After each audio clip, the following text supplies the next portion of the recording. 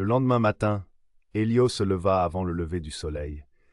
Il avait préparé un petit sac en toile contenant une gourde d'eau, un morceau de pain dur, un vieux couteau hérité de son père et le grimoire. La carte, soigneusement repliée, était glissée dans la doublure intérieure de sa veste. Son cœur battait fort. Il savait que cette aventure serait différente de tout ce qu'il avait connu. La forêt noire, qu'on appelait ainsi à cause de ses arbres immenses et de son épais feuillage, se trouvait à 2 heures de marche du village.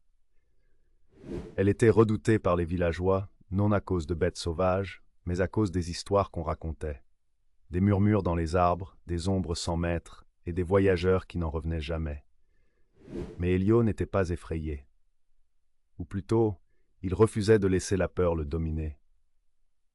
Il se répéta les paroles de son grand-père. La fontaine ne révèle son pouvoir qu'à celui qui croit encore aux merveilles du monde. Avec chaque pas vers la lisière de la forêt, il sentait son courage grandir. Les arbres, hauts comme des tours, semblaient l'observer.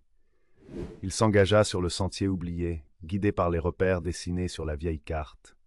Une pierre creusée en forme de croissant de lune, un arbre aux racines en spirale et une rivière cachée sous des feuillages.